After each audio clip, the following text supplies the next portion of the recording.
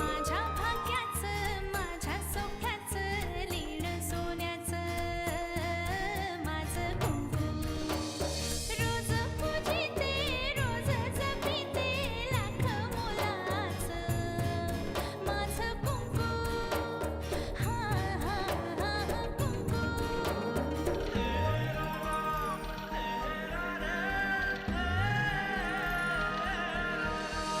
मन माझे घर झाले त्याचे मोर स्वप्नांचा दारी नाचे शब्द त्याचे अमृताचे स्पर्श त्याचे चांदण्याचे त्याच्या श्वासाचे त्याच्या डोळ्याचे गुज सांगते माझं कुंकू हा हा हा कुंकू हा हा हा कुंकू हा तुमच्या नवरा बायकोमधला प्रश्न आहे, तुम्हीच सोडवा. एक ना एक दिवस घरच्यांना माझ्या स्वप्नांची दखल घ्यावीच लागेल. साहेब, तुम्ही तुमच्या भावाला नाही एका गुन्हेगाराला पाठीशी घालताय. परशू डोळ्यात पाणी आणून जे काही बोलला ते पटतंय तुला?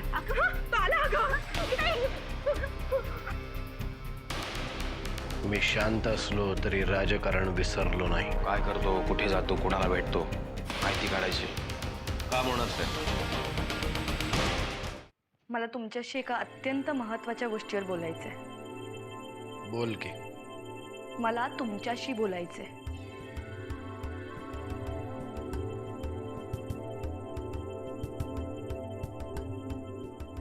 हे बघा हिल्या, तू माझ्याशी एकट्याशी काहीही बोललीस तरी ते नंतर जानकीला कळणारच. माझी कुठलीही गोष्ट तिच्यापासून लपून राहिलेली नाहीये, कारण बायको आहे ती माझी.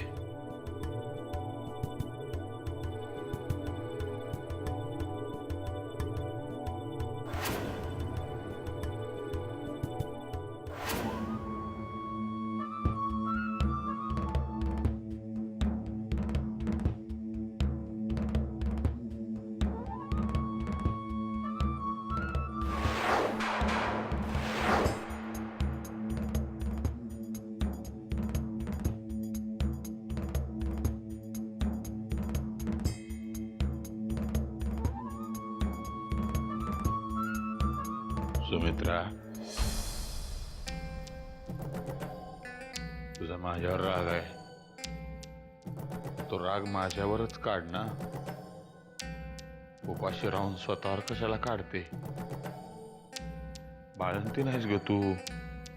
हा, अशी उपाशी राहू नको. माझं काळीच पिळवटते. बस झाली तुमची ही नाटकं.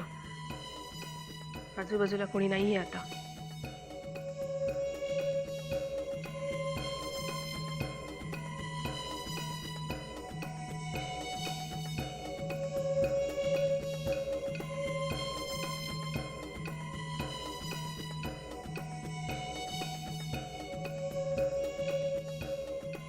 आता काय केलं म्हणजे तुझा माझ्यावर विश्वास बसेल?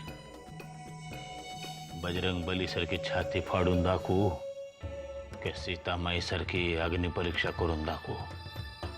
काय करू? साप लाख म्हणेल मी गांडूळ आहे म्हणून लोक त्याच्याशी खेळत नाहीत, दगडाने ठेचतात त्याला. बरोबर आहे तुझं, गांडूळच आहे मी. मध्यंतरीच्या काळात साप व्हायचा प्रयत्न केला होता. गांडूळच ग मी, गांडूळच आहे. ये मरू दे. दूध आणले, ये. कुठलं विष टाकलंय त्यात? नाही, ढेकणांचं औषध की आणखीन काही? तुझा एवढा पण विश्वास नाही होय माझ्यावर? एखाद वेळेस गांडूळ म्हणून सापाशी सलगी करेन मी, पण तुमच्याशी नाही. आता काय केलं म्हणजे विश्वास ठेवशील तू? ठीक आहे, मग हे दूध पिऊन दाखवा मला.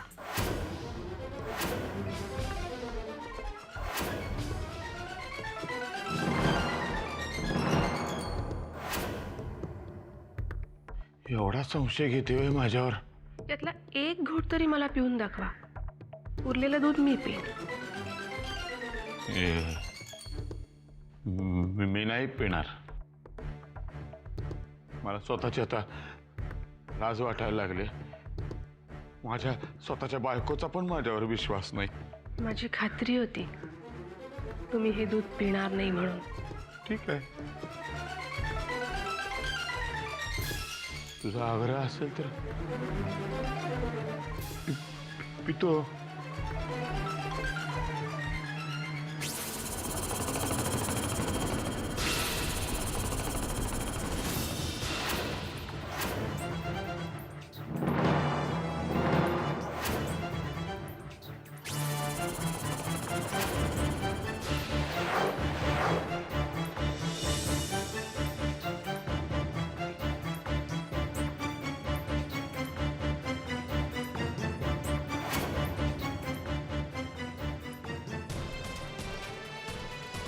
या दुधामध्ये विष असतं तर किती बरं झालं असतं नाही. तुझा माझ्यावर विश्वास बसावा म्हणून एवढंच करू शकतो मी.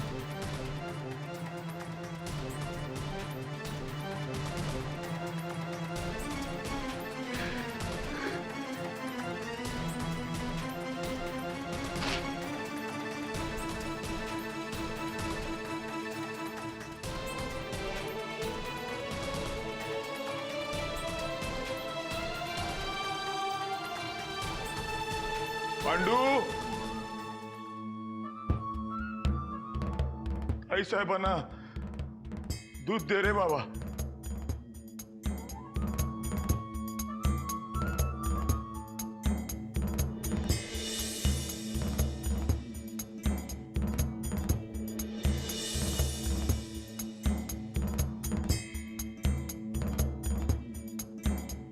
विधानसभेच्या निवडणुकीत नव्याने झालेल्या महिलांसाठीच्या राखीव मतदारसंघाचं तिकीट तुम्ही मला देणार होता. नाही जमलं तेव्हा. पुढे ठीक आहे. नाही, तेव्हाची परिस्थिती मी समजू शकते, कारण तेव्हाची परिस्थिती ही काही आपल्याला फॉर्म नव्हती. कारण अचानक झालेल्या या विचित्र लग्नामुळे अहिल्या, मुद्द्याचं बोल. तर मला असं म्हणायचंय की आपल्या रमावतीच्या शेजारील श्रीपूर मतदारसंघात निवडणूक घोषित झाली आहे आणि मला ती निवडणूक लढवायला आवडेल. कधी गेलीस का त्या मतदारसंघात? नाही. मग तिथली भौगोलिक, राजकीय, सामाजिक माहिती तरी मिळवलीस? त्यात माहीत काय करायचं? तिथले विद्यमान आमदार आपलेच आहेत ना? होते, ते गेले म्हणूनच तिथे निवडणुका जाहीर झाल्यात. त्या गेलेल्या आमदाराचं नाव तरी माहिती आहे का तुला? आणि तू पक्षाची सदस्य तरी आहेस का? निवडणुकीशी या सगळ्या गोष्टींचा काय संबंध?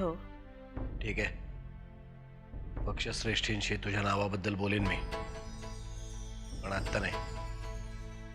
2014 सालच्या निवडणुकीसाठी. 2014? मग तोपर्यंत मी काय करू? तोपर्यंत तू निवडणुकीशी संबंधित गोष्टींचा अभ्यास वाढव. तात्यासाहेब तिरपुडेंची मुलगी आहे मी. राजकारण पाहतच मोठी झाली.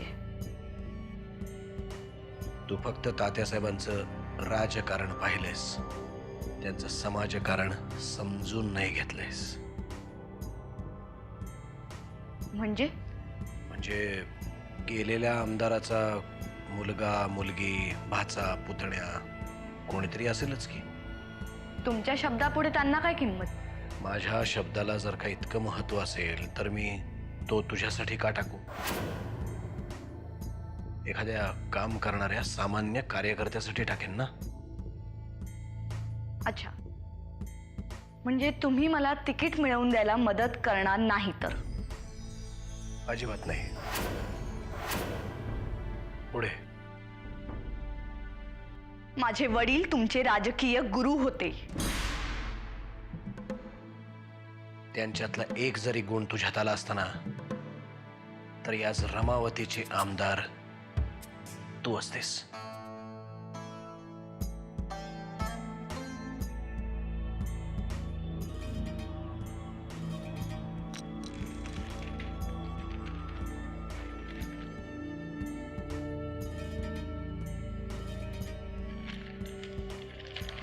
काय म्हणते की या विषयावर बोलायचं असेल तर तूही निघ.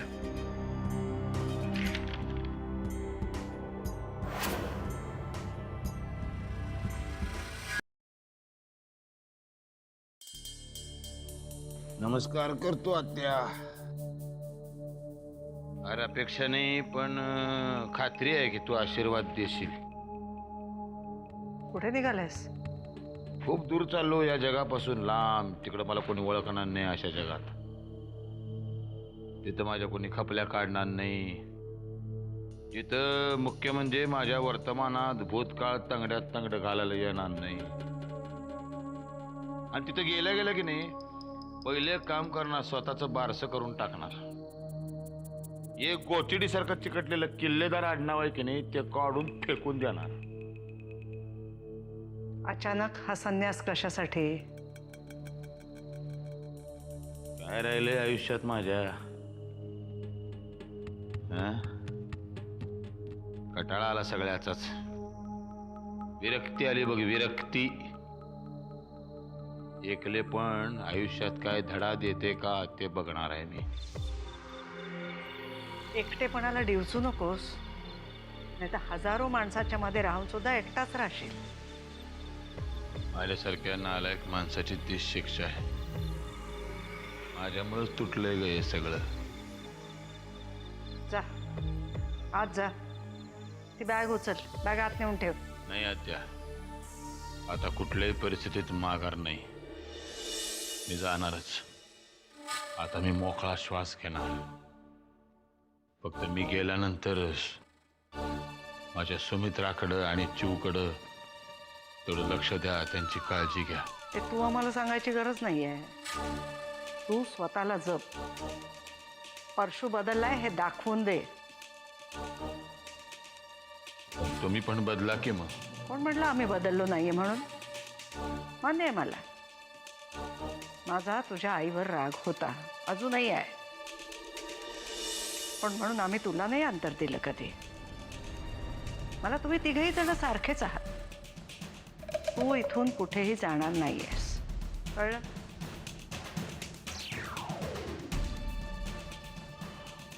पण सुमित्रा. सुमित्राची समजूत मी घालीन.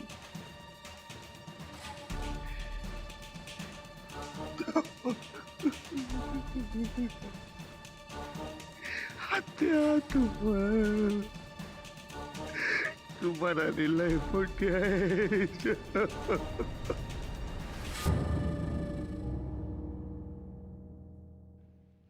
गण्या, हे बघ आत्ताच सांगते, पेपर एकदम नीट द्यायचा. अभ्यास नसेल झाला तरीही. मला अभ्यासाचं नाही, जानकीताईचं टेन्शन आलंय.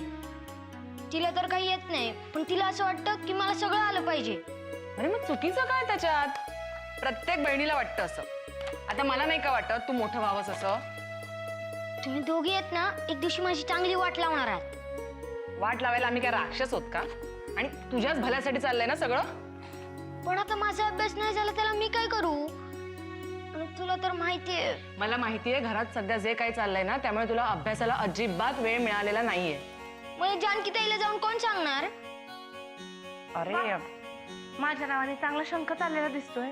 जानकी प्लीज आता काय बोलू नकोस. तो बिचारा पेपराला चाललाय. राहू दे राहू दे. तिच्या शिवाय खाल्ल्याशिवाय मला पण चैन नाही पडत. चांगला लिह पेपर, पूर्ण पेपर लिह आणि जा आणि यांच्या पण पाया पड. हा अरे बस बस बस. All the best. जा जा. मिसेस किल्लेदार, तुमचा मोबाईल कुठे? माझ्याजवळच होता, म्हणजे असेल कुठेतरी. हा घ्या. अरे 5 मिस्ड कॉल आलेत मगाचपासनं. कुठेही काय टाकून जातेस? डॉक्टर अण्णाचे कॉल आलेत. अरे बापरे, त्याच घरी येणार होत्या ना. तू जाऊन गणाला गाडीपर्यंत सोडते का? अगं गाडीपर्यंत नाही, मी त्याला थेट शाळेपर्यंत सोडून येते. तू काळजी करू नकोस.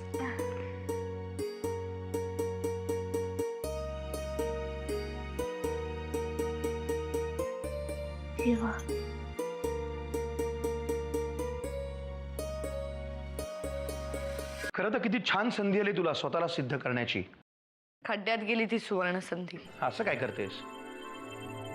अगं दादाचं तरी काय चूक आहे मला सांग ना. कुठलाही मोठा नेता असं तळागाळात काम करूनच मोठा झालाय ना. अगं त्याचमुळे माणसं समजतात, त्यांचे प्रॉब्लेम्स काय आहेत ते नीट कळतं. मी कोणाची मुलगी आहे ते माहिती आहे ना तुम्हाला. त्यांनीच तुमच्या भावाला घडवलंय. पण दादाच्या पदरातही आजचं हे यश असं सहजासहजी पडलेलं नाहीये. रात्र रात्र काम करताना बघितलंय मी दादाला. तालुक्यातल्या प्रत्येक घरात त्याचा वैयक्तिक संपर्क असायचा. मला त्या सगळ्याची गरज वाटत नाही.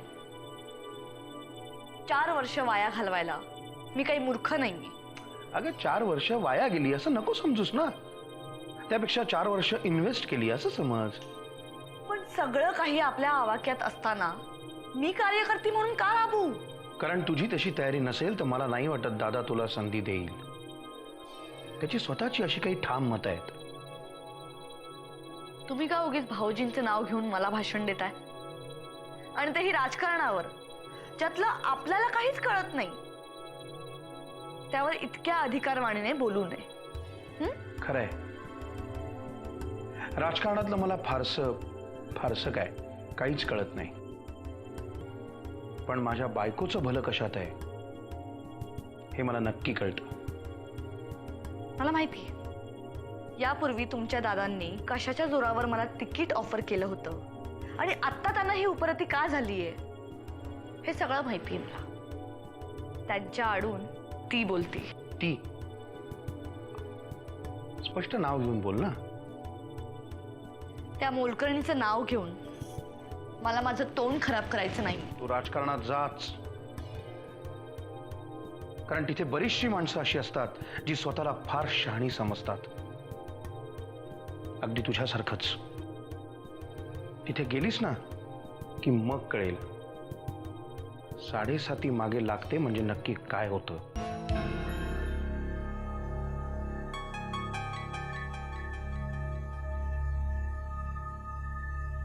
वहिनी साहेब, काय रे, आता काय हवंय तुला? दार वाजवून येता येत नाही? ही पत्र आली होती ना. हो का? मग तुझ्या मालकीणबाईला जाऊन द्यायची ना. ते इंग्रजीत आहेत ना. मराठी तरी कुठे नीट कळतं तिला. काउंटर कुठली. जा आता.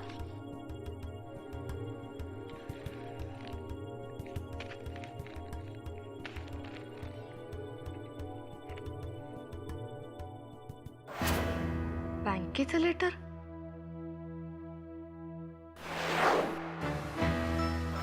सुमित्रा, मी एवढा वेळ काय सांगते ते नीट समजून घे.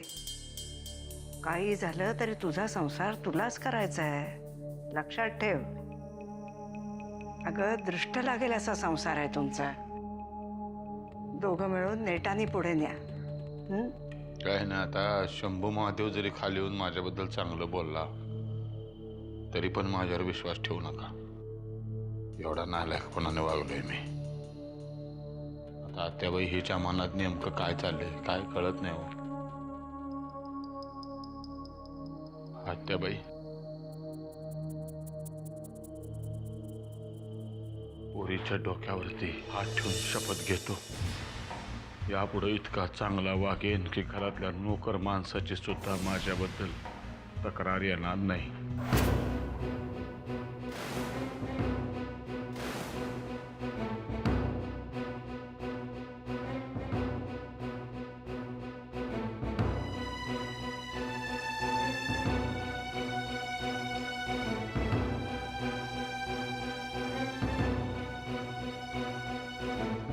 तशीही ती तुम्हाला नकोच झालीये. मग तिच्या डोक्यावर हात ठेवून शपथा का घेताय? तू असं बोलणं स्वाभाविक आहे का? ही त्रास दिलाय मी तुला, पण आता खरंच बदललोय मी. तुमचं बदलणं मला चांगलंच माहितीये. आतापर्यंत असे बऱ्याचदा बदललाय तुम्ही. तू माझ्यासोबत 2 शब्द का होईना, कसे का होईना बोललीस हेच खूप आहे.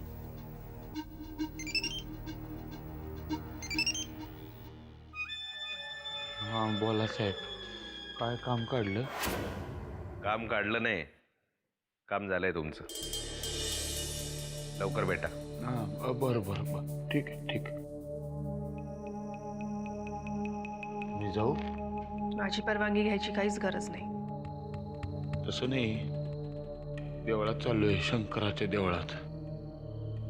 शंकराला विचारणार आहे, माझी पार्वती रुसली आहे माझ्यावर, तिचा रुसवा कधी जाईल,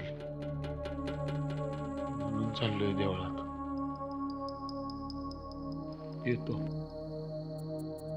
माझ्या सोन्या.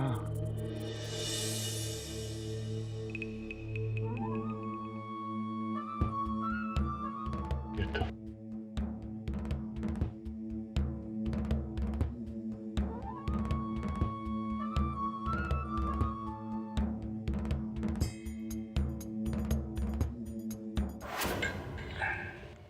हे काय शेवटचे राहिलेत ना 2 चमचे, तेवढे खाऊन घ्या. का जबरदस्ती करतेस? कारण आतापर्यंत कोणी केली नव्हती म्हणून. हा? खाऊन घ्या ना शेवटचे तर. खरंय ग बाई, लहानपणी सुद्धा ना जेवणावरनं याने मला इतका त्रास दिलाय ना. मग हे असं वागल्यानंतर काय करायचं तुम्ही? तुम्ही दोघी गण्याला बोलता तसे मला का बोलताय? कारण गण्यापेक्षा जास्त त्रास देताय तुम्ही. हा? काय नाही, सांगा ना. आता काय माझं बालपण समजून घेणार आहेस का तू?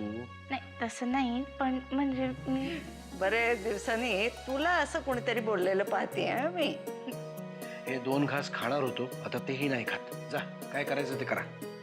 सांगा ना, हे असं वागल्यानंतर काय करायचं तुम्ही? चांगला दम द्यायची, सांगायची त्याला, हे जर खाल्लं नाहीस तर मी तुला सोडून निघून जाईन. मरा एकटाच. मी बरे, मी पण असंच म्हणते. जर एवढं संपवलं नाही तर मी तुम्हाला सोडून जाईन. बस,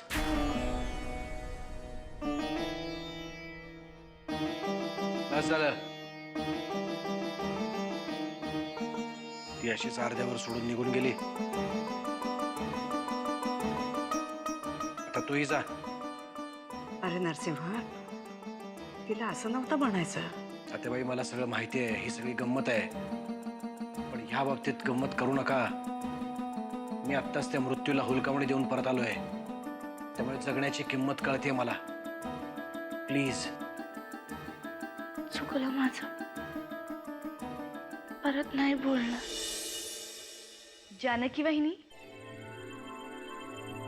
तुमच्याशी थोडं बोलायचं होतं मला.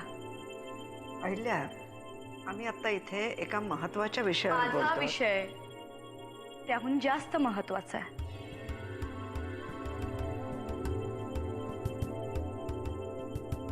बारशाच्या खर्चाविषयी बोलायचंय तुमच्याशी. म्हणजे एवढे लाखो रुपये खर्च केले बारशावर, पण कुठे दिसले नाहीत कसे? आता बाई, तिला सांगायचं, हे बोलायचं ते स्पष्ट बोल. मग ऐका, हे बँकेचं स्टेटमेंट आलंय. जानकी वहिनींनी बारशाच्या आदल्या दिवशी 1 लाख रुपये काढलेत.